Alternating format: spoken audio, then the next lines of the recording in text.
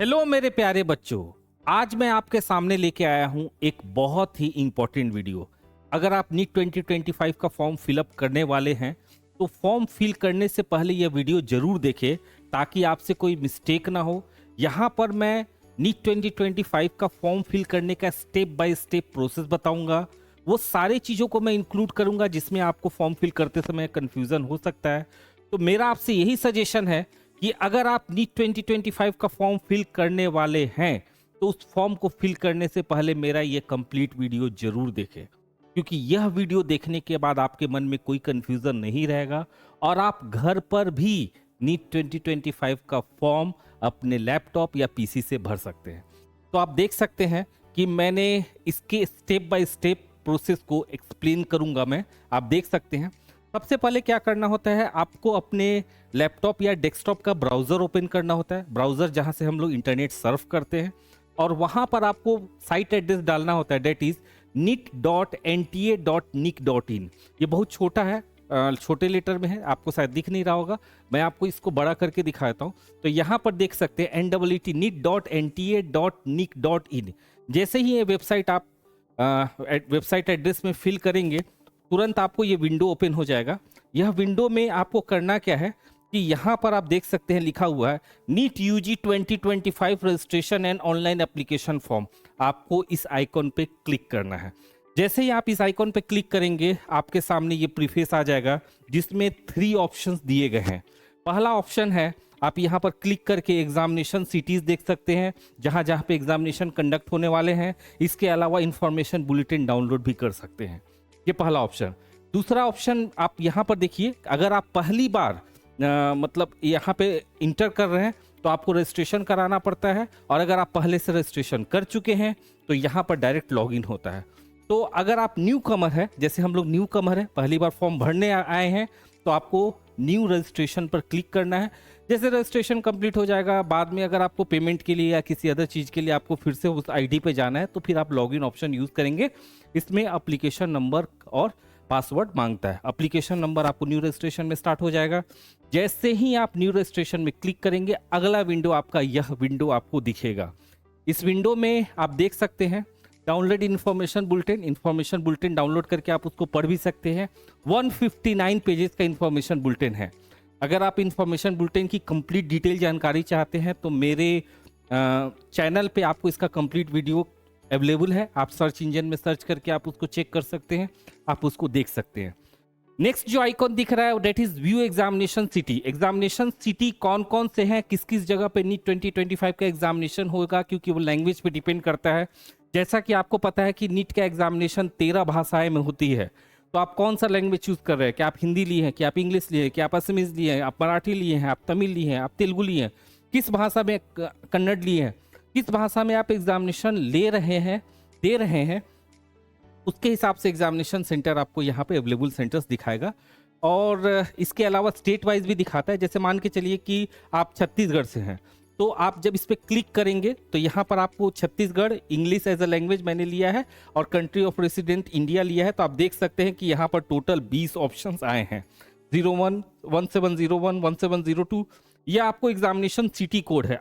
अभी आपको दिख नहीं रहा होगा, मैं इसको थोड़ा सा बड़ा कर देता हूँ। तो ये सारे ऑप्शंस आपको छत्तीसगढ़ में अवेलेबल है जहां पर आप नीट 2025 का एग्जामिनेशन दे सकते हैं, और इनमें से कोई भी 3 ऑप्शन आप चूज कर सकते हैं।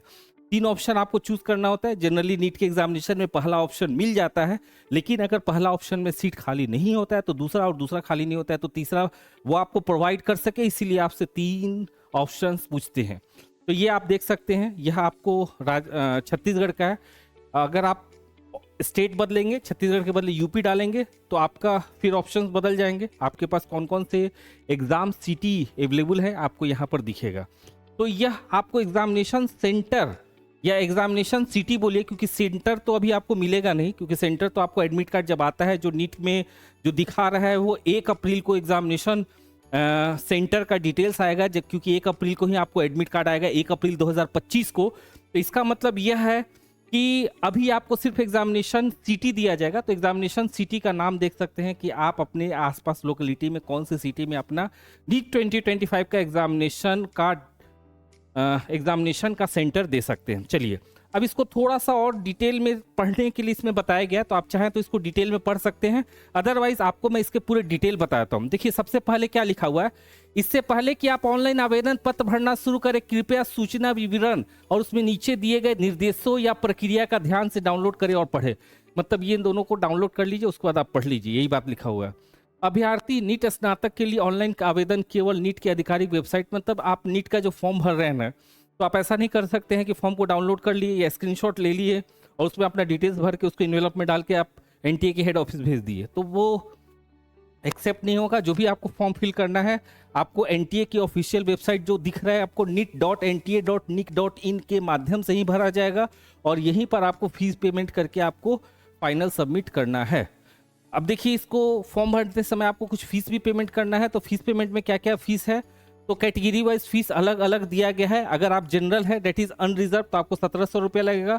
अगर आप जनरल ईडब्ल्यूएस है या ओबीसी एनसीएल है, ओबीसी एनसीएल सेंट्रल लिस्ट में, तो आपको 1600 रुपया लगेगा। और अगर आप कैटेगरी वाले हैं एससी एसटी या पर्सन विथ डिसेबिलिटीज जिसको हम लोग पीडब्ल्यूडी भी बोलते हैं, या थर्ड जेंडर है, तो आपको 1000 रुपया लगेगा। और अगर आप एनआरआई कैंडिडेट है या भारत के बाहर के हैं तो उस केस में आपको 9500 रुपया शुल्क लगेगा। ठीक है। अब इसमें ये बात लिखा गया है कि service charges and GST as applicable will be charge extra by the bank. मतलब कोई भी एक बैंक जिसको आप यूज कर रहे हैं उसका अगर कोई सर्विस चार्जेस है, जनरली हम लोग रेलवे का टिकट फिल करते हैं तो उसमें 10 या 20 रुपए सर्विस चार्जेस लेता है, वो अलग है। और जीएसटी अगर लगता है तो वो अलग है, 18% मैक्सिमम जीएसटी लग सकता है। पिछली बार तो नहीं लगा था, हो सकता है इस बार लगे। आप फॉर्म फिल करेंगे तो उस समय आप देख लेंगे। ठीक है। उसके बाद अगला क्या है, अगला क्या फोर्थ पॉइंट दिया हुआ है, आवेदन प्रक्रिया। ऑनलाइन आवेदन करने के लिए 3 सरल चरणों का पालन किया जाना चाहिए। ये बहुत नॉमिनल डिटेल्स दिए गए हैं। उसके बाद अगला में आपको ये बात बताया गया है कि जब आप रजिस्टर करेंगे तो आपका एप्लीकेशन नंबर आ जाएगा, उस एप्लीकेशन नंबर का यूज़ करके आप लॉगिन कर सकते हैं।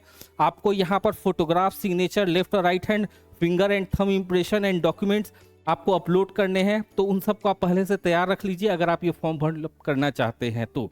ये सब बातें इसमें बताई गई। चलिए आगे बढ़ते हैं। नेक्स्ट अगर आप देखेंगे तो नेक्स्ट आपको ये विंडो आएगा जिसमें आपको स्टेप 2 के बारे में पूरी एक एक चीज के बारे में बताया गया है। उसके बाद नेक्स्ट विंडो देखेंगे तो आप स्टेप 3, उसके बाद स्टेप 3 में आपको पॉइंट नंबर 5, पॉइंट नंबर 6 और पॉइंट नंबर 7 बताया गया। ये आप चाहें तो एक बार पढ़ सकते हैं, बाकी मोटा मोटी आपको बताया तो इसमें क्या लिखा हुआ है। इसमें आपको पासवर्ड के बारे में बताया गया है कि जब भी आप पासवर्ड सेट करेंगे आपको 8 से 13 डिजिट का होना चाहिए। पासवर्ड में कम से कम एक लोअर केस मतलब एक स्मॉल लेटर और एक कैपिटल लेटर में वर्ड होना चाहिए, एक स्पेशल कैरेक्टर होना चाहिए और एक नंबर होना चाहिए। यही बात बताया गया और कम से कम 8 से 13 के बीच का डिजिट होना चाहिए। ये पासवर्ड क्या होना चाहिए वो लिखा हुआ है। पासवर्ड आप रीसेट करेंगे तो उसके लिए आप अलग अलग तरीका यूज़ कर सकते हैं। एक मोबाइल से आपका पासवर्ड रीसेट हो सकता है जो आप मोबाइल रजिस्टर करेंगे। दूसरा आपको सिक्योरिटी क्वेश्चन, जो सिक्योरिटी क्वेश्चन इसमें दिया गया आगे चल के आप सब देखेंगे, यहाँ से आप चेंज कर सकते हैं या ईमेल आईडी से आप चेंज कर सकते हैं अगर आप पासवर्ड अपना चेंज करना चाहते हैं तो। नेक्स्ट आपको 7वां नंबर है कि the application number printed on the computer generated confirmation page must be inserted in the search कर। मतलब इसका मतलब ये है कि जो एप्लीकेशन नंबर आपको प्रिंटेड है यहाँ पर इसका आपको रखना है, क्योंकि उसी से आपका सारा कम्युनिकेशन होगा अनटिल अनलेस आपका रोल नंबर रिलीज नहीं हो जाता है। रोल नंबर जो है आपको एडमिट कार्ड के साथ आता है। कहने का मतलब ये है कि ये जो जानकारियां हैं इसको एक बार आप चाहें तो पढ़ सकते हैं, अगर नहीं भी पढ़ते हैं तो कोई बात नहीं, मैं आपको स्टेप बाय स्टेप तो डिटेल्स बता ही रहा हूँ। अब यहाँ पर आपको क्या करना होगा, यहाँ पर टिक करना होगा और यहाँ पे क्लिक हियर टू प्रोसीड, मतलब आगे बढ़ने के लिए क्लिक करें तो आप क्लिक कर देंगे, आगे बढ़ जाएंगे और अगला विंडो आपका ये ओपन हो जाएगा। ठीक है। अब यह अगर आपको जो अगला विंडो ओपन हुआ है इसमें देखिए सबसे पहले ऊपर में लाल कलर में क्या दिख रहा है, आपको हो सकता है नहीं दिख रहा होगा, मैं इसको बड़ा करके आपको दिखाने की कोशिश कर रहा हूं। अभी आपको दिख रहा होगा तो बड़ा करके क्या दिख रहा है कि कृपया मान्यता प्राप्त स्कूल परीक्षा बोर्ड द्वारा जारी कक्षा 10वीं उत्तीर्ण प्रमाण या मार्कशीट पर मुद्रित विवरण भरे। कहने का मतलब ये है कि 10वीं क्लास के मार्कशीट में जो भी डिटेल्स दिया हुआ है सिर्फ वही डिटेल्स आपको इसमें फिल करना है, चाहे वो गलत हो या सही हो। और कुछ बच्चे ऐसे बोल रहे थे कि सर 10वीं में मेरा गलत है, आधार कार्ड में सही है, तो क्या मैं आधार कार्ड का भरूं? देखो मैं तो बोलूंगा कि 10वीं में जो भी डिटेल्स है वही भरिए और बाद में जब आप एडमिशन लेने जाएंगे उस समय एक एफिडेविट लगता है 100-150 रुपए का, उसको बनवा लीजिएगा, आपका काम हो जाएगा, आपको तकलीफ नहीं होगी। पर 10वीं क्लास के मार्कशीट में जो भी डिटेल्स दिया हुआ है वही आप यहाँ पे फिल करिए, दैट इज वेरी इंपॉर्टेंट।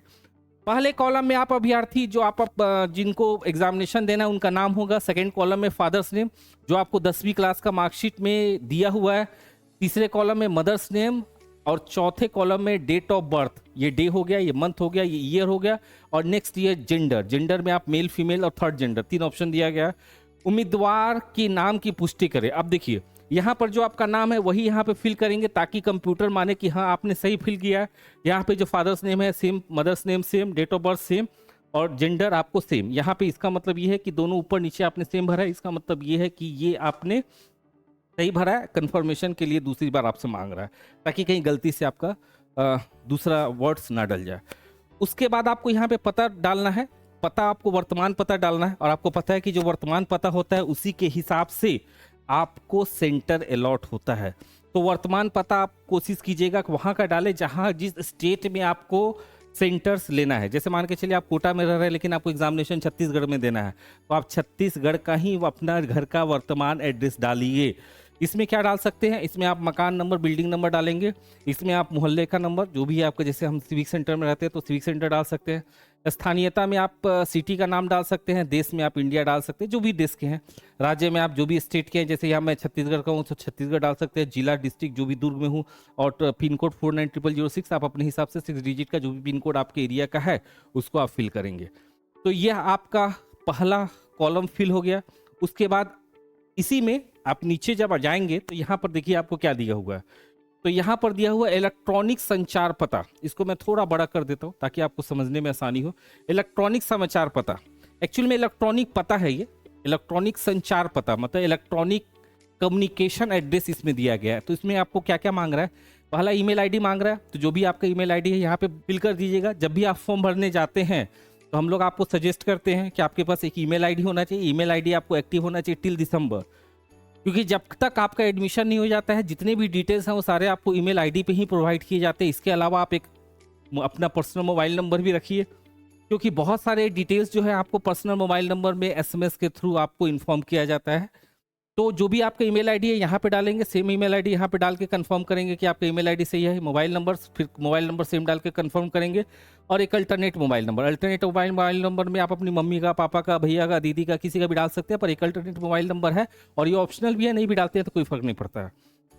अच्छा, जो आपने प्रेजेंट एड्रेस पहले दिया था वही आपका परमानेंट एड्रेस है, सेम है। तो आप यहाँ पे सिर्फ टिक करेंगे तो परमानेंट एड्रेस आपको ऑलरेडी सब फिल हो जाएगा और present address permanent address same हो जाएगा। लेकिन आपको ये लगता है कि नहीं परमानेंट एड्रेस मेरा अलग है, तो फिर से आप मकान नंबर है ना, गली नंबर लिखेंगे। यहाँ पर आप शहर का नंबर, यहाँ पे मोहल्ले का नंबर, यहाँ पर शहर का नंबर, देश, राज्य, डिस्ट्रिक्ट एंड पिन कोड आप डालेंगे। उसके बाद यहाँ पे जैसे मैंने बताया था कि मिनिमम 8 डिजिट का पिन कोड होना चाहिए, जिसमें एक में small letter, capital letter, special character. Special character क्या हुआ, @ हो गया, हैशटैग हो गया। तो ये सब स्पेशल कैरेक्टर हैं, उनमें से कोई एक डालेंगे है ना, और एक नंबर डालेंगे।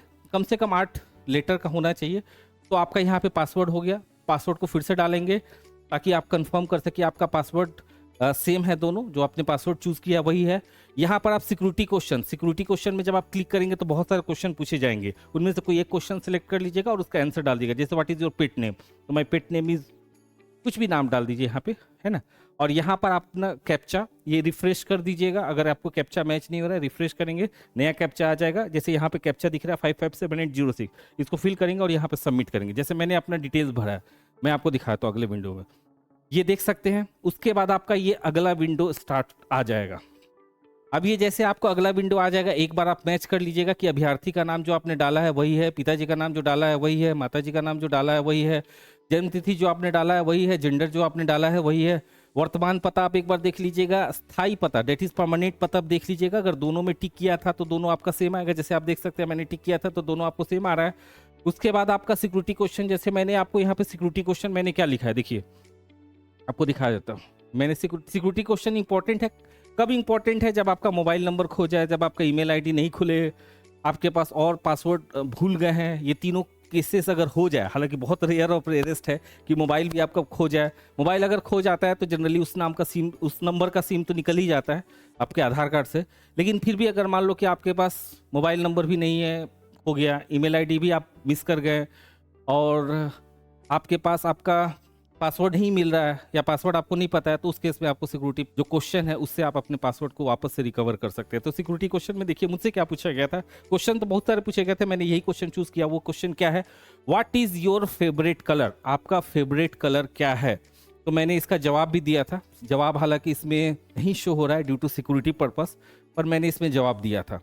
उसके बाद यहाँ पर नीचे में आप देख रहे हैं ब्लू कलर के जो बॉक्सेस दिख रहे हैं, तो 1 2 ये सारे बॉक्सेस में आपको टिक करना है। और करने का मतलब ये है कि आपने ये सब जो है सही भरा है और जो आपको पता है वही भरा है।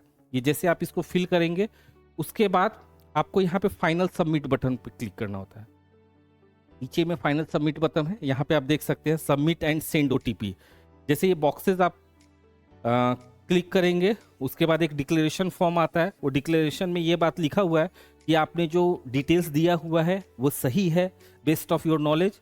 यहाँ पर टिक करेंगे सबमिट एंड सेंड OTP। जैसे आप सबमिट एंड सेंड OTP करेंगे, इसमें जो आपने मोबाइल नंबर दिया है उस मोबाइल नंबर पे आपको OTP आ जाएगा और यहाँ पर एक और विंडो ओपन हो जाएगा जिसमें लिखा हुआ submit registration form button for final submission of registration form. मतलब यहाँ पे आपका रजिस्ट्रेशन हो रहा है। ध्यान दीजिएगा, अभी एप्लीकेशन फॉर्म भरना हम लोग ने शुरू भी नहीं किया है, ये तो जस्ट रजिस्ट्रेशन हुआ है। एप्लीकेशन फॉर्म में 10 डिटेल्स मांगा जा रहा है, वो 10 डिटेल्स आपको भरना है। उसमें टाइम लगेगा, कम से कम 1 घंटा 2 घंटा तो लगेगा ही, लेकिन यह आपको रजिस्ट्रेशन का लास्ट प्रोसेस है। जो मोबाइल में आपको OTP आया है जो 6 डिजिट का है, जैसे मेरे मोबाइल में आया था 326838। अब आप बोलेंगे सर आप क्यों बता रहे हैं? देखिए ये OTP हर बार अलग अलग आता है तो इसको बताने से कोई मतलब नहीं। और उसके बाद आप सबमिट रजिस्ट्रेशन फॉर्म करेंगे, उसके बाद आपको यह विंडो ओपन हो जाएगा और इस विंडो में सबसे इंपॉर्टेंट है वो है आपका एप्लीकेशन नंबर। हालांकि जो मोबाइल नंबर आपने फीड किया है उस मोबाइल नंबर में भी यह मैसेज जाएगा और उसमें मैसेज में आपको एप्लीकेशन नंबर दिया होगा। फिर भी मैं आपको सजेस्ट करूंगा कि ये 12 डिजिट का एप्लीकेशन नंबर आप किसी पेज में लिख दे, ये बहुत इंपॉर्टेंट है। 12 डिजिट का एप्लीकेशन नंबर और पासवर्ड, क्योंकि इन्हीं दोनों के बेसिस पे आप लॉगिन फिर से कर पाएंगे। अब आपका रजिस्ट्रेशन कंप्लीट हो गया। अब देखिए इसमें क्या क्या दिखा रहा है। सबसे पहले रजिस्ट्रेशन प्रोसेस कंप्लीट करना होता है, उसके बाद एप्लीकेशन फॉर्म फिलअप करना होता है। रजिस्ट्रेशन प्रोसेस आपका कंप्लीट हो गया, लेकिन आपका जो एप्लीकेशन फॉर्म है वो आपका इनकम्प्लीट है और फीस आपका पे नहीं है। जब तक फीस आपका फाइनली पे नहीं हो जाता है तब तक आपको एप्लीकेशन फॉर्म कंप्लीट सबमिट नहीं माना जाएगा। अब आपको कंप्लीट एप्लीकेशन फॉर्म, यानी ये एप्लीकेशन फॉर्म को कंप्लीट करने के लिए अगर आप उस पर क्लिक करते हैं तो आपका फिर ये एक नया विंडो ओपन हो जाएगा। आप देख सकते हैं ये जो नया विंडो ओपन होगा, अब देखिए इसमें क्या क्या लिखा हुआ है। इसमें टोटल 10 चीजें लिखी हुई हैं। ये 10 अगर आप कर देंगे इसका मतलब है कि आपका एप्लीकेशन फॉर्म फिल हो गया। क्या लिखा हुआ है? पहला है रजिस्टर कॉन्टेक्ट डिटेल्स। वैसे आपने जो कॉन्टेक्ट डिटेल्स वहां पे दिया था, इलेक्ट्रॉनिक कॉन्टेक्ट डिटेल्स, वही आता है। फिर भी आप यहाँ पर चाहें तो रजिस्टर कॉन्टेक्ट डिटेल्स पे क्लिक करके उसको देख सकते हैं। चेंज तो नहीं हो पाएगा क्योंकि जो आपका रजिस्ट्रेशन के समय जो डिटेल्स डल गया वही रहता है। अदरवाइज अगर आपसे गलती से डल गया तो फिर से रजिस्ट्रेशन कर लो, कोई दिक्कत नहीं, उससे फर्क नहीं पड़ता है। बस आप मोबाइल नंबर बदल देना, ईमेल आईडी बदल देना, क्योंकि सेम मोबाइल नंबर से ईमेल आईडी पर रजिस्ट्रेशन फिर से नहीं हो पाएगा। हाँ, नाम सेम रहता है, उससे हो जाता है। इस बार क्या है कि आधार कार्ड, पहले क्या था कि जब आप रजिस्ट्रेशन करने जाते थे ना, तो पिछले साल 2024 में आपको एप्लीकेशन जब आप 2024 में एप्लीकेशन फॉर्म फिलअप करने जाते थे तो वहां पर आपको पूछता था आधार कार्ड का नंबर, और जो आधार कार्ड नंबर आप फीड करते थे तो आधार कार्ड में जो आपका नाम लिखा रहता था ऑटोमेटिक फेस हो जाता था, वो चेंज नहीं होता था। पर यहाँ पर इस बार उन लोगों ने सुधार लाया है, क्योंकि उसमें क्या होता है कि आपका हो सकता है आधार कार्ड में कोई स्पेलिंग मिस्टेक हो, थोड़ा नाम इधर उधर लिखा हो, तो वही नाम आ जाता था। आप चाह के उसको 10वीं क्लास के मार्कशीट के हिसाब से नहीं बना पाते थे, लेकिन अभी जो है आपका आराम से हो जा रहा है। तो रजिस्टर्ड कॉन्टेक्ट डिटेल्स तो आपका हो गया। नेक्स्ट सेकेंड लाइन में, सेकेंड स्टेप में आपको क्या करना है? Register personal details.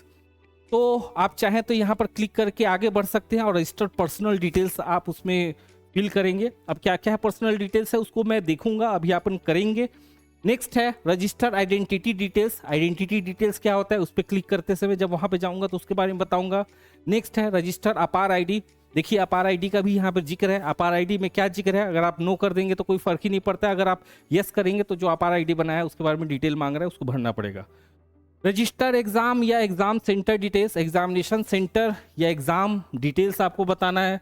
Register qualification details, 10वीं और 12th क्लास के मार्कशीट का डिटेल्स पूछा जा रहा है। रजिस्टर एडिशनल डिटेल्स, अदर कुछ डिटेल्स उसमें पूछा जाएगा। रजिस्टर इमरजेंसी कॉन्टैक्ट डिटेल्स, मतलब हो सकता है कि जो 2 नंबर कॉन्टैक्ट नंबर दिया है, ईमेल आईडी किसी कारणवश उस पर कॉन्टैक्ट नहीं हो पा रहा है, तो एक और मोबाइल नंबर और एक और ईमेल आईडी पूछ रहा है, और वो जो पुराना 2 मोबाइल नंबर और ईमेल आईडी है उससे डिफरेंट होना चाहिए, क्योंकि सेम फिल करने पे नहीं ले रहा है, मैंने इसको देखा है। अपलोड डॉक्यूमेंट्स, डॉक्यूमेंट्स में आपको क्या क्या पूछा जा रहा है उसको उस कॉलम में जाएंगे तो आप देखेंगे भी, और उसको अपलोड करना है और फाइनल सबमिट, और उसके बाद फीस पे कर दीजिए जो आपको बताया गया था उतना। अगर फीस पे कर दिया आपका एप्लीकेशन फॉर्म सबमिट हो गया। लेकिन मैं आपको एक एक स्टेप को बताऊंगा। अपलोड डॉक्यूमेंट में क्या क्या पूछ रहा है मैं आपको बताता हूँ।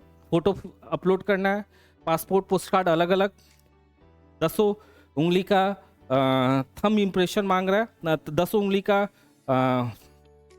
प्रिंट इम्प्रेशन मांग रहा है अलॉन्ग विथ थंब। इसके अलावा आपको 10वीं का मार्कशीट, 12th का मार्कशीट, कैटेगरी सर्टिफिकेट अगर आपके पास बना हुआ है, ऑप्शनल है।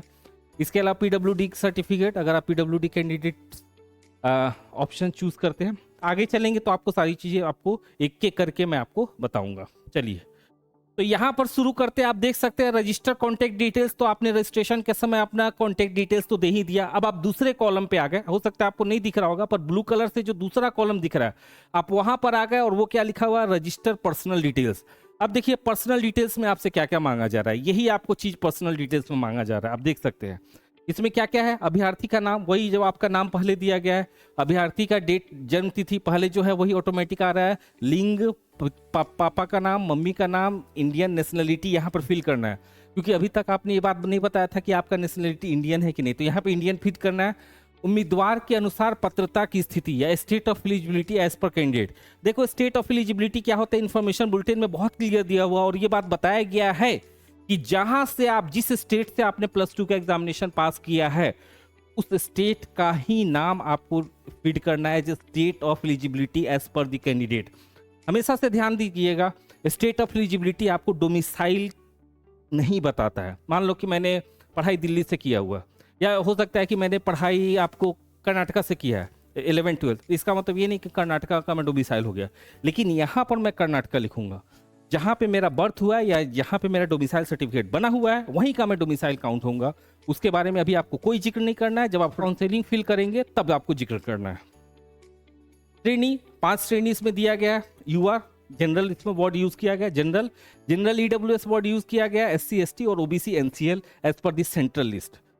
और ओबीसी एनसीएल तभी लीजिएगा जब आप सेंट्रल लिस्ट में ओबीसी हैं। अगर मान के चलिए अगर आप स्टेट लिस्ट में ओबीसी हैं और सेंट्रल लिस्ट में ओबीसी कैंडिडेट नहीं है, तो उस केस में आप OBC candidate as a OBC NCL category choose मत कीजिएगा, अदरवाइज आपका कैंडिडेचर कैंसिल भी हो सकता है।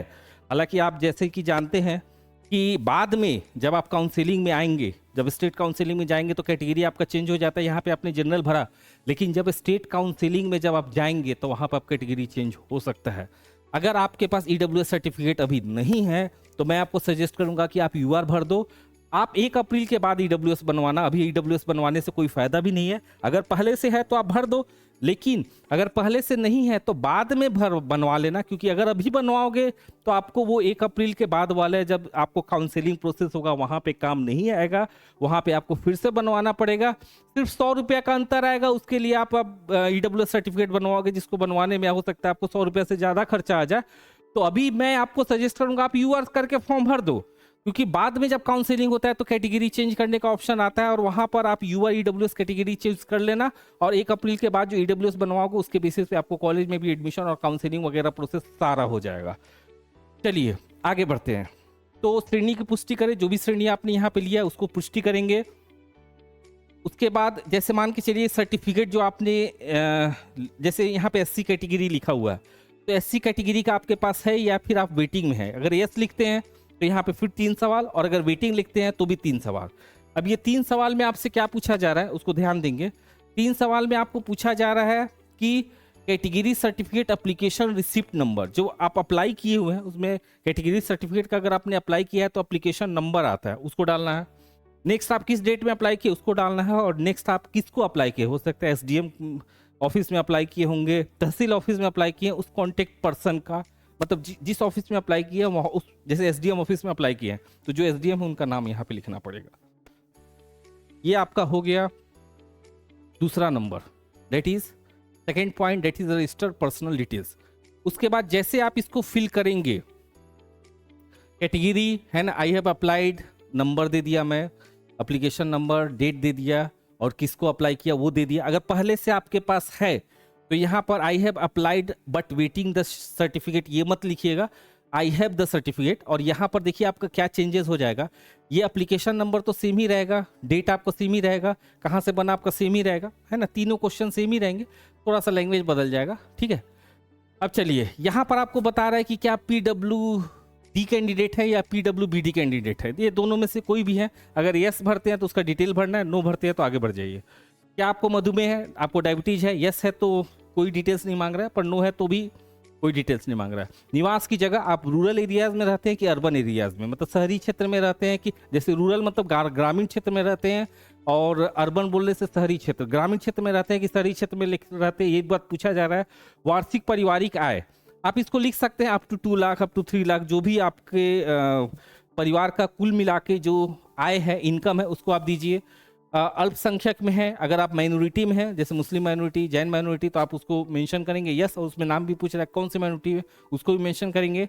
निवास का देश, किस देश में रह रहे हैं, हो सकता है आप इंडिया में रह रहे हैं तो इंडियन लिखेंगे, अब दूसरी जगह पे रह रहे हैं NRI है तो आप उस देश का जहाँ पे निवास कर रहे हैं वो लिखेंगे। नेक्स्ट क्वेश्चन आपसे पूछा जा रहा है, क्या आप नीट UG 2025 में ड्रेस कोड के विपरीत प्रथागत पोशाक पहनने का इरादा रखते हैं। देखिए होता क्या है कि जो सिख कम्युनिटी के जो स्टूडेंट होते हैं, बच्चे होते हैं, या सिख कम्युनिटी के जो लोग होते हैं, वो पगड़ी पहनते हैं, तो जो नीट में अलाउ नहीं है। लेकिन अगर आप स्पेशल परमिशन लेते हैं, जैसे यहाँ पे नो की जगह पे आप यस करते हैं, तो आपसे पूछा जाएगा और उस समय आपको अलाउ किया जाएगा। हो सकता है जैसे मुस्लिम फैमिली में देखा होगा कि जो गर्ल्स स्टूडेंट होते हैं, जो गर्ल्स कैंडिडेट होते हैं, बुर्का पहनते हैं, तो उसको आपको यहाँ पे मेंशन करना होगा और वो डिटेल आपको भरना होगा, और उसके बाद अगर वो आपको अलाउ करते हैं तभी आपको उसको पहन के जाना है, अदरवाइज आपको एग्जामिनेशन देने नहीं दिया जाएगा। ध्यान रखिएगा, आपको यहाँ पे मेंशन जरूर करना है। बाकी जो नॉर्मल है, जैसे मैं हूँ, है ना, मैं कोई टोपी नहीं पहनता, बाकी कुछ है ही नहीं, तो मैं सीधे नो भर दिया। तैयारी का तरीका, सेल्फ स्टडी है, कोचिंग है, स्कूलिंग है, ऐसे करके बहुत सारे ऑप्शन दिए गए, उसमें जो भी आपको समझ में आ भर दिए, इसको भरने से कोई मतलब नहीं है, ये बस पूछा जाता है, अपना डेटा वो बनाते हैं और कुछ नहीं। उसके बाद यहाँ पे जो भी कैप्चा है उसको भर दीजिए। कैप्चा समझ में नहीं आया तो वापस से यहाँ पे क्लिक करके रिफ्रेश कर लीजिए, नया कैप्चा आ जाएगा, उस नया कैप्चा को भर दीजिए एंड सेव एंड नेक्स्ट कीजिएगा, तो ये आपका सेव हो जाएगा। फिर आपको ये वाला विंडो आ जाएगा, दैट इज ऑप्शन नंबर 3। तो ऑप्शन नंबर 1 और 2 आपका कंप्लीट हो गया। अब मैं इसको बड़ा करके दिखा रहा हूँ। देखो, ऑप्शन नंबर 1 आपने पहले ही भर लिया था जब आपने रजिस्ट्रेशन किया था, आई होप आपको दिख रहा होगा। उसमें क्या लिखा हुआ था, रजिस्टर कॉन्टैक्ट डिटेल्स, मतलब वहां पे आपको कॉन्टैक्ट डिटेल्स के बारे में पूरी जानकारी ले लिया गया था जब आप रजिस्ट्रेशन कर रहे थे, तो इसका मतलब रजिस्ट्रेशन आपका हो गया। अभी आपने एक विंडो भरा, उस विंडो में आपको क्या दिया हुआ है, रजिस्टर्ड पर्सनल डिटेल्स, आपको पर्सनल डिटेल्स के बारे में पूरी जानकारी ले दी गया। नेक्स्ट है रजिस्टर आइडेंटिटी डिटेल्स। अब ये देखिए, आइडेंटिटी डिटेल्स का हिंदी क्या होता है, पहचान की विवरण। तो पहचान में आप कौन कौन से पहचान का विवरण देंगे, मतलब आपके पास कौन सा ये है कार्ड है, ठीक है, जो आपके पहचान को दिखाए वैसा कौन सा कार्ड है। हो सकता है आपके पास आधार कार्ड हो, डिजी लॉकर हो, इंडियन पासपोर्ट नंबर हो, पैन कार्ड नंबर हो, ड्राइविंग लाइसेंस नंबर हो, राशन आईडी नंबर हो, वोटर आईडी नंबर हो, या any other valid current central या state government issue photo ID card हो। आप जो भी है उसका डिटेल यहाँ पे भरेंगे। मैंने सिंपल सा, हम लोग यही बात बोलते हैं, कुछ मत भरो, आधार कार्ड भरो। आधार कार्ड में बहुत सारी चीज़ें दी रहती है और वहीं से आपको ईजी वे में आधार बन भी जाता है, आधार कार्ड से डेटा भी फेच हो जाता है। तो मैंने आधार कार्ड इसको फिल कर दिया, ठीक है, ये सारा मैंने फिल किया है आप लोग को बताने के लिए, ठीक है। अब जैसे ही आप आधार कार्ड फिल करेंगे, आपके नीचे ये देखिए, ये विंडो फिर से ओपन हो जाएगा। इसमें आधार कार्ड, पहले आपको एप्लीकेशन नंबर मांगेगा, उसके बाद आपको कैंडिडेट नेम मांगेंगे, उसके बाद आधार कार्ड का पूरा नंबर मांगा जाएगा, फिर उस आधार कार्ड का नंबर आपको कंफर्म करना है। उसके बाद यहाँ पे कैप्चा दो दिया है, यहाँ पे क्लिक करके सबमिट एंड नेक्स्ट करेंगे, तो उस केस में देखिए आपका तीसरा option, that is registered identity details आपका कंप्लीट हो गया। नेक्स्ट आप देख सकते हैं रजिस्टर अपार आईडी। अब अपार आईडी में देखिए एक बहुत अच्छा सुविधा दिया गया है, यस या नो। अगर यस भरेंगे 2-3 आइकन आ जाएगा, आपको उसका नंबर वगैरह डिटेल्स भरना होगा। नो करेंगे कोई पूछने वाला नहीं, मैंने नो कर दिया, आगे बढ़ गया। यहाँ पर मैंने नो कर दिया, अपार आईडी का काम ही खत्म हो गया, बस इतना ही था। अब अपन आगे बढ़ गए। अब जब आगे आएंगे तो देखिए अगला ऑप्शन क्या है, अगला ऑप्शन है register exam and exam centre details. अब आपको एग्जामिनेशन सेंटर का डिटेल्स भरना है। मैंने आपको पहले ही बताया था कि जो प्रेजेंट एड्रेस आप भरेंगे उसी हिसाब से ऑप्शन यहाँ पे दिखता है। मैंने प्रेजेंट एड्रेस छत्तीसगढ़ भरा था तो उस हिसाब से मेरे को ऑप्शन दिख रहा था और मैं उसी हिसाब से ऑप्शन यहाँ पे चूज किया। अदरवाइज आप चाहें तो यहाँ से ऑप्शन बदल भी सकते हैं, मतलब सिटी स्टेट बदल सकते हैं, लेकिन बदलता तो नहीं है, फिर भी एक बार देख लीजिएगा, अगर बदल जाए तो बदल दीजिएगा, ठीक है। तो यहाँ पर आपको क्या लिखा हुआ है, परीक्षा के लिए चयन करें, वो नीट है। माध्यम आपको बताना पड़ेगा, जैसे मैंने हिंदी माध्यम लिखा है, हो सकता है आप इंग्लिश एग्जाम दे रहे हो, तमिल में दे रहे हो, तेलुगु में दे रहे हो, उड़िया में दे रहे हो, कन्नड़ में दे रहे हो, जो भी लैंग्वेज है आप यहाँ पे लिखेंगे। उसके बाद स्टेट जिसमें आप फर्स्ट चॉइस भरना चाहते हो, स्टेट यहाँ पे देंगे। उसके नीचे यहाँ पे सिटी का नाम, फिर स्टेट, सिटी का नाम, स्टेट, सिटी का नाम। जैसे मैंने तीनों जगह छत्तीसगढ़ भरा है, और यहाँ पे पहले भिलाई भरा है, दूसरी जगह पे मैंने धमतरी भरा है, दूसरा ऑप्शन, और तीसरा नंबर मैंने रायपुर भरा है। जो छत्तीसगढ़ के बच्चे हैं वो तो ये सब जानते होंगे कि भिलाई, धमतरी, रायपुर क्या है। जो नहीं है उनके लिए आप अपना सिटी का एड्रेस डालेंगे, ठीक है। उसके बाद देखिए आगे क्या लिखा हुआ है, पिता या अभिभावक का व्यवसाय, मैंने एग्रीकल्चर फिट किया। जो भी आपके पापा जी काम करते हैं, गवर्नमेंट जॉब है ना, प्राइवेट जॉब, जो भी है उसको भरिएगा। नेक्स्ट ऑप्शन देखिए क्या लिखा हुआ है कि पिताजी की योग्यता कहाँ है, पापा कहाँ तक पढ़े हैं, मैट्रिकुलेशन, ग्रेजुएट है ना, पोस्ट ग्रेजुएट, इसमें दिया हुआ है। मम्मी का व्यवसाय क्या है, हाउसवाइफ है, एग्रीकल्चर है, वो आप लिख दीजिए। उसके बाद मम्मी का व्यवसाय क्या है, और नीचे फिर रिफ्रेश करके कैप्चा भरिए। और अगर इसको सबमिट कर देते हैं, इसका मतलब आपका एग्जाम और एग्जाम सेंटर डिटेल्स आपका कंप्लीट हो गया। तो यहाँ तक आपने देखा, तो यहाँ तक हम लोगों ने कितने ऑप्शन भर दिए, ऑप्शन नंबर 1, 2, 3, 4 एंड 5। अब अगला ऑप्शन क्या है, डेट इज ऑप्शन नंबर 6। तो ऑप्शन नंबर 6 में क्या दिया हुआ है, रजिस्टर क्वालिफिकेशन डिटेल्स, यानी अगेन क्वालिफिकेशन डिटेल्स, जो आप अभी तक जो पढ़े हैं, तो क्या पढ़े हैं, 10th पढ़े हैं तो 10th के बारे में डिटेल पूछा जाएगा, और 12th पढ़े हैं तो 12th के बारे में डिटेल पूछा जाएगा। 12th नहीं भी पढ़े हैं, अगर अपियरिंग है तो भी आपको डिटेल्स पूछा जा रहा है, क्योंकि आप अपियरिंग तो है ही ना, मतलब आपको बहुत सारी चीज़ें तो पता है ही। चलिए 10th के बारे में देखा जाए। सबसे पहले यहाँ पर जो लिखा हुआ देख सकते हैं, 10th और equivalent details as per the 10th board marksheet qualification details. पहला, आप उत्तीर्ण की स्थिति, मतलब पास्ट है कि अभी नहीं फेल है। फेल है तो बट नेचुरल सी बात है कि आप एग्जाम नहीं दे पाएंगे, क्योंकि कम से कम 10th पास होना ही है, और आप यहाँ पे पास लिखे हैं तो ओके। उसके बाद अगला लिखा हुआ है योग्यता परीक्षा, 10th और इक्विवेलेंट आपको यहाँ पे लिखना है। नेक्स्ट है आपको किस प्रकार का स्कूल या कॉलेज था, उसमें बहुत सारे ऑप्शन दिए हुए हैं, गवर्नमेंट है, जेएनवी है, ठीक है, ऐसे करके हुए 5-6 ऑप्शन दिए गए। प्राइवेट एडेड है, प्राइवेट स्कूल है, प्राइवेट गवर्नमेंट एडेड है। योग्यता परीक्षा जिला, जैसे मैं दुर्ग में रहता हूँ तो दुर्ग लिख दिया। परीक्षा मोड, मतलब ये परसेंटेज और सीजीपीए दो में से एक ले सकते हैं। जैसे आपने इसमें परसेंटेज चूज किया तो यहाँ पे टोटल मार्क्स जो आपको 10th क्लास में मार्क्स है, यहाँ पे ऑटोमेटिक आपका परसेंटेज आ जाएगा। और सीजीपीए लिखेंगे, अगर मान लीजिए सीजीपीए मोड लिए है तो यहाँ पे टोटल मार्क्स ऑफ 10 ऑटोमेटिक आपको यहाँ पे सीजीपीए आ जाएगा, आपको कुछ भी नहीं करना है, ठीक है। उसके बाद इस साइड में देखेंगे तो किस ईयर में पास हुए हैं, स्कूल का प्लेस ऑफ स्कूल, रूरल है कि अर्बन है, रूरल मतलब ग्रामीण, अर्बन मतलब शहरी। स्टेट क्या था जिसमें आपने 10th पास किया, छत्तीसगढ़ मैं बोल रहा था। और बोर्ड में आप देख सकते हैं सीबीएसई है, सीजी बोर्ड है, यूपी बोर्ड है, बिहार बोर्ड है, जो भी आपका बोर्ड है वहाँ पर आप उसको भरेंगे। ये 10वीं क्लास के मार्कशीट का डिटेल्स है। जैसे आप 10वीं क्लास के मार्कशीट का डिटेल्स ऊपर में फिल करेंगे, विंडो को थोड़ा ऊपर करेंगे तो आपको ये अगला ये आ जाएगा, जिसमें आपको 12वीं क्लास के मार्कशीट का डिटेल्स है। बिल्कुल सेम तरीके से आपसे पूछा जाएगा कि आप पास्ट है कि अपियर्ड है, तो अगर पास्ट है तो पास लिखेंगे, क्योंकि मैं पास हूँ तो पास लिखा। उसके बाद यहाँ पर कौन से ईयर में पास्ट है या अपियरिंग है, 2024 में पास है, 23 में पास है, 22 में पास है, वो आपको लिखना है। अब यहाँ पर क्वालिफाइंग एग्जाम कोड, देखो इसको बहुत ध्यान से पढ़ना, क्योंकि ये बहुत इंपॉर्टेंट होता है। देखो टोटल क्वालिफाइंग कोड देखोगे ना, तो टोटल 7 क्वालिफाइंग कोड दिया गया है। अगर मैं उसको एक्सप्लेन करूंगा तो मुझे 10 मिनट यहाँ पर उसी चीज़ को एक्सप्लेन करने में लग जाएगा, तो मैं उतना ज़्यादा एक्सप्लेन नहीं करूंगा। लेकिन आपको इसके बारे में मैंने डिटेल वीडियो अपने चैनल पे अपलोड किया, आप चाहें तो क्वालिफाइंग एग्जाम क्वालिफाइंग कोड को जानने के लिए आप हमारे चैनल में में आप वीडियो को सर्च में करेंगे तो वहाँ पर आपको मिल जाएगा, ठीक है।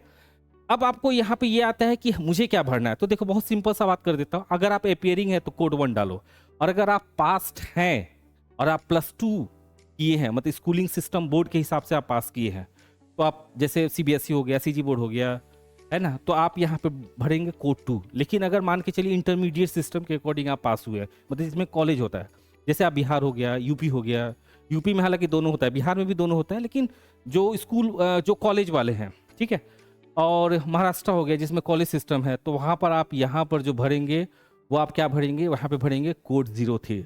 उसके बाद यहाँ पे कॉलेज का प्रकार गवर्नमेंट है, प्राइवेट है ना, ये सब 5 तरह का दिया, उसमें देख लेंगे कॉलेज आपको किस जिला में है, मतलब किस जिला में आपने +2 के एग्जामिनेशन दिया था, क्या परसेंटेज आया था, परसेंटेज है कि सीजीपीए मोड वहाँ पे भी लिखा हुआ, परसेंटेज डालेंगे तो टोटल मार्क्स आपको कितना आया था, ऑटोमेटिक परसेंटेज आ रहा है। ठीक है। उसके बाद यहाँ पे रोल नंबर पूछ रहा है, यहाँ पे आपको स्कूल का पद नाम और पता पूछ रहा है, यहाँ पर स्कूल का पिन कोड पूछ रहा है, यहाँ पे कौन से बोर्ड से हैं, जैसे सीजी बोर्ड था मैं तो Chhattisgarh board of secondary examination, Chhattisgarh board of Sanskrit examination, central board of secondary examination, Bihar board of secondary examination, ऐसे करके बहुत सारे। योग्यता क्वालिफाइंग एग्जामिनेशन स्टेट, फिर मैं बोल रहा हूँ स्टेट ऑफ एलिजिबिलिटी का मतलब होता है क्वालिफाइंग एग्जामिनेशन स्टेट, जहाँ पे आप +2 का एग्जामिनेशन दिए हुए हैं तो यहाँ पे आपको छत्तीसगढ़ दिख रहा है। स्कूल का स्थान रूरल अर्बन, और ये सम्मिलित होने वाला ईयर ये मैंने पहले ही बता दिया था। इसको जब आप भरेंगे, कैप्चा अगर समझ में नहीं आया तो रिफ्रेश मार लीजिए और ये कैप्चा को यहाँ पे फिल करके सेव एंड नेक्स्ट करेंगे।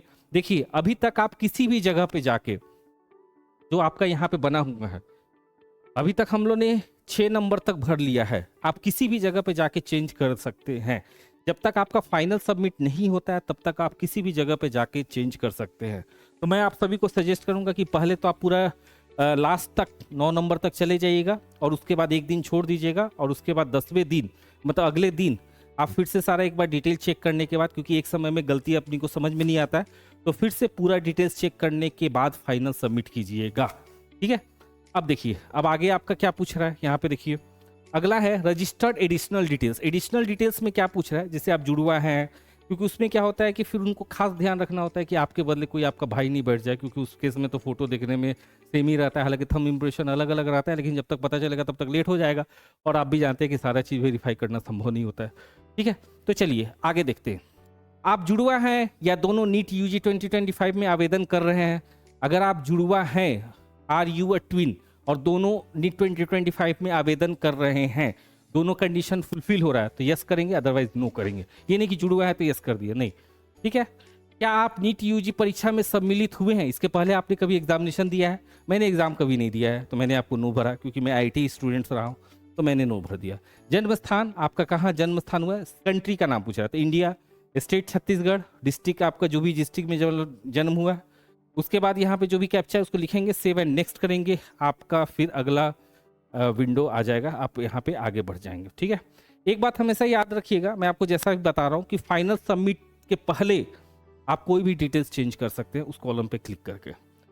उसके बाद अगला कॉलम जो है आप देख सकते हैं, अगला कॉलम क्या है, अगला कॉलम है रजिस्टर्ड इमरजेंसी कॉन्टैक्ट डिटेल्स। मैंने आपको बताया था कि जब आप रजिस्ट्रेशन करते हैं, अभी मैंने खुद किया भी और आपने देखा भी, तो जब भी आप रजिस्ट्रेशन करते हैं तो आपको 2 कॉन्टैक्ट डिटेल्स, एक आपका अपना और एक अभिभावक का, इसके अलावा एक ईमेल आईडी लगता है, इसके अलावा एक मोबाइल नंबर और एक ईमेल आईडी और मांग रहा है। और वो जो 2 मोबाइल नंबर और ईमेल आईडी है वो यहाँ पर नहीं चल रहा है, मैं वही डालने की कोशिश किया था पर लिया नहीं। ठीक है। तो देश कोड इंडिया, मोबाइल नंबर नया, कोई तीसरा मोबाइल नंबर जैसे भैया का, दीदी का इमरजेंसी मोबाइल नंबर, 2 के अलावा और कुछ दूसरा मोबाइल ईमेल आईडी, इसको आपको यहाँ पर ईमेल आईडी वैसे सेम ले रहा है, मैंने सेम ही डाला है, पर फिर भी आप दूसरा ईमेल आईडी भी डाल के देख सकते हैं। और ये जो कैप्चा है उसको यहाँ पे डालिएगा। यहाँ तक आपका कंप्लीट हो गया। अब उसके बाद अगला आइकन आपका ये खुल जाएगा, इसमें कुछ भी नहीं है, जो आपने नया मोबाइल नंबर डाला है उसका ओटीपी मांग रहा है, इसमें भर दीजिए 6 डिजिट का नंबर, और जो आपने नया ईमेल आईडी दिया है या पुराना ईमेल आईडी भी दिया होगा तो वहाँ पे ओटीपी मांग रहा है, ये ओटीपी 6 डिजिट का भरिए और यहाँ पे वेरीफाई एंड नेक्स्ट कीजिए। आपका मोबाइल नंबर और ओटीपी वेरीफाई हो गया। अब उसके बाद आप अगले विंडो में जा सकते हैं, डेट इज़ योर दस्तावेज अपलोड, जिसको हम लोग डॉक्यूमेंट अपलोड भी बोलते हैं। अब देखिए, क्योंकि मैंने एससी भरा था, ठीक है, तो एससी कैंडिडेट मतलब आप कैटेगरी भरे थे, तो आपको यहाँ पर देख सकते हैं क्या क्या पूछ रहा है। सबसे पहले पासपोर्ट आकार के फोटो बिना मास्क 80% चेहरे के साथ। देखिए फोटो के बारे में मैंने आपको डिटेल बताया है, फोटो आपको कैसे खिंचवाना है। पीछे व्हाइट बैकग्राउंड होना चाहिए, आपको सीधे खड़ा होकर फोटो खिंचवाना है, चेहरा का 80% कम से कम दिखना चाहिए, दोनों कान आपका दिखना चाहिए। अगर आप चश्मा नहीं पहनते हैं तो फोटो में चश्मा नहीं होना चाहिए, लेकिन अगर आप पावर वाला चश्मा यूज़ करते हैं तो आप पावर वाले चश्मा के साथ ही फोटो खिंचवाएंगे, क्योंकि वहाँ पर वो मैच करते हैं, चश्मा को भी मैच करेंगे, और वही कलर का चश्मा का फ्रेम भी होना चाहिए। ठीक है, ये बात ध्यान रखिएगा। चलिए, नहीं फ्रेम बदल सकता है, मैं ऐसे ही बोल दिया, पर आपको जो मैंने चश्मा वाली बात बताई वो आपका सेम होना चाहिए। उसके बाद बाएं और दाएं हाथ की उंगलियां और अंगूठे का निशान, मतलब ये 10 आप एक व्हाइट पेज लेंगे, उसमें आपको पता है कि स्टाम्प मारने वाला जो इंक होता है उसको आप खरीद के लाइएगा, 60-70 रुपया मिलता है। उसमें आप एक तरफ लेफ्ट वाला है ना 5 डिप करेंगे, उसके बाद व्हाइट पेज में डालेंगे, फिर ये वाला डिप करेंगे राइट हैंड का, उसको व्हाइट पेज पे डालेंगे, उसको मोबाइल से कैम स्कैनर या कोई भी दूसरा स्कैनर यूज़ करके उसका फ़ोटो खींच लीजिएगा। और वो फोटो को आपको अपलोड करना है। इसमें देखिए फॉर्मेट भी लिखा हुआ है जेपीजी या जेपीईजी। अच्छा 10 केबी से 200 केबी। देखो सबसे बड़ा प्रॉब्लम क्या होता है ना, जैसे फोटो हो गया या ये हो गया, ठीक है, या सिग्नेचर हो गया तो सिग्नेचर का फोटो खींच के डालना है, पोस्ट कार्ड साइज फोटो हो गया उसका भी फोटो खींच के डालना है ना। और श्रेणी प्रमाण पत्र, चूंकि मैंने अप्लाइंग लिखा था तो यहाँ पे ऑप्शनल आ गया। अगर आप लिखेंगे कि आपके पास श्रेणी प्रमाण पत्र है तो यहाँ पे आपको कंफर्म 100% भरना होगा, अदरवाइज यहाँ पर ऑप्शनल भी आ सकता है। ठीक है, ऑप्शनल तभी आएगा जब आप ये चूज करेंगे शुरू में कि मेरे पास अभी है नहीं, मैंने बनने के लिए दिया, ठीक है। लेकिन अगर आपको ये लगता है कि नहीं आपके पास है तो फिर वहां पे वो चूज मत कीजिएगा और डायरेक्ट यहाँ पे आपको अपलोड मार दीजिएगा। 10वीं का मार्कशीट, 12वीं का मार्कशीट और वर्तमान और स्थायी पता के रूप में आप कुछ नहीं, आधार कार्ड डाल दीजिए, ठीक है, क्योंकि उसका आपको प्रूफ दिखाना है। वर्तमान और अस्थायी पता का प्रमाण पत्र, वर्तमान और अस्थायी पता का प्रमाण पत्र अपलोड करें, दोनों में से कोई एक का भी डालेंगे आपको अपलोड हो जाएगा। अब देखिए सबसे बड़ा प्रॉब्लम जब मैं फॉर्म भरता था, आपकी उम्र का था, तो मेरे को यही प्रॉब्लम होता था कि जो साइज दिया गया है ना, इस साइज में मैं नहीं चेंज कर पाता था। तो देखो एक बहुत आसान तरीका बताता हूँ। जैसे मान लो कि मैं कोई भी है, सब तो जेपीजी में ही इसमें दिख रहा है। देखो जेपीजी का मतलब होता है फोटो जो व्हाट्सएप पे, ये पीडीएफ होगा, श्रेणी प्रमाण पत्र पीडीएफ होगा, ये पीडीएफ होगा, ये पीडीएफ होगा, ये पीडीएफ होगा, यानी नीचे का पीडीएफ होगा, ठीक है, और ऊपर वाला जेपीजी होगा। तो कोई भी हो ना, चाहे जेपीजी हो या पीडीएफ हो, आप क्या करो, जैसे फोटो खींच लिए तो आप अपने मित्र को व्हाट्सअप कर दो और फिर उससे उसी को व्हाट्सअप मंगा लो। तो उससे क्या होता है कि जो फोटो का जो साइज होता है ना वो छोटा कर देता है। व्हाट्सअप ऑटोमेटिक फोटो पे प्रोसेस करता है और साइज छोटा कर देता है, और ये जो साइज है ना उसके अंतर्गत आ जाएगा। तो आपको कोई भी ऐप इंस्टॉल करके अपना जो फोटो है उसका जो स्कैन किया हुआ कॉपी है जेपीजी फॉर्मेट, उसका साइज छोटा करने की ज़रूरत नहीं है। आप उसको क्या करो, अपने दोस्त को फोटो व्हाट्सअप कर दो, या आजकल तो खुद का ही उसमें व्हाट्सअप भी रहता है, तो खुद को व्हाट्सअप कर लो, फिर वापस ले लो और उसको डाउनलोड करके इसमें डाल दो। सबसे आसान तरीका यही है, मैं यही यूज़ करता हूँ, क्योंकि इसमें क्या है कि आपका ऑटोमेटिक रिसाइज हो जाता है। और यहाँ तक अगर आपने ये सारे डिटेल्स भर दिया, अब लास्ट में कुछ नहीं करना है, फाइनल सबमिट पे क्लिक कीजिए। उसके बाद आपको एक विंडो ओपन होगा जिसमें आपको पेमेंट करने का ऑप्शन देगा। उसमें क्यूआर कोड, बहुत सारे तरीके हैं, आप किसी से भी एक पेमेंट कर दीजिए। क्यूआर कोड हो गया, फ़ोन पे हो गया, पेटीएम हो गया, गूगल पे हो गया, नेट बैंकिंग हो गया, कार्ड हो गया, डेबिट कार्ड, क्रेडिट कार्ड, है ना, बहुत सारे ऑप्शन दिए गए। उसमें से आप जाके जो भी आपका पेमेंट है उसको पेमेंट कर दीजिए। आपका रजिस्ट्रेशन फॉर्म फिल हो गया, आपके मोबाइल में उसके कंफर्मेशन की पुष्टि आ जाएगी और उसको डाउनलोड करके अब आपका ये प्रोसेस कंप्लीट हो गया। तो चलिए, ये ऐसा प्रोसेस है, कोई बहुत ज़्यादा कॉम्प्लिकेटेड है नहीं, बहुत आसान है। आप चाहें तो खुद से घर पर भी नीट 2025 का फॉर्म फिलअप कर सकते हैं और इस फॉर्म को फिल करके सारे डॉक्यूमेंट्स खुद से अपलोड कर सकते हैं। ये कार्य मोबाइल से भी हो सकता है, पर मैं मोबाइल से प्रीफर नहीं करूंगा, क्योंकि मोबाइल में होता क्या है कि जैसे आप कोई भर रहे हैं, जैसे नाम भर रहे हैं या कुछ भी भर रहे हैं, तो उसमें जो स्पेलिंग है वो मिस्टेक्स होने के ज़्यादा चांसेस रहते हैं। तो मैं तो आपको सजेस्ट करूंगा कि लैपटॉप डेस्कटॉप, अगर आपके पास खुद का लैपटॉप डेस्कटॉप नहीं है तो कोई इंटरनेट कैफ़े आ जाइए, चले जाइए, या कोई भैया दीदी है उनसे लैपटॉप या डेस्कटॉप ले लीजिए। और उससे भी ज़्यादा अच्छा आसान तरीका मैं आपको बताता हूँ कि आसपास नियर में अगर कोई इंटरनेट कैफ़े वाला है जो आपको फॉर्म भरता है, बैंक, रेलवे, एसएससी, पीएससी वगैरह का, तो वो आपको नीट का भी फॉर्म भरता ही होगा। जो भी इसका दाम है उसमें आपको 200-400 रुपया, तो 200 रुपया अधिक लेगा, 400 रुपया भी ले सकता है, उसका अपना रेट है, मुझे नहीं पता। उतना रुपया दीजिए और आराम से शांति से अपना फॉर्म भरवा लीजिए। लेकिन आपको डिटेल क्या लगता है वो तो पता होना चाहिए, जो मैंने आपको आज बताया। तो चलिए, आज के लिए इतना ही। बहुत बहुत धन्यवाद आपका। Thank you.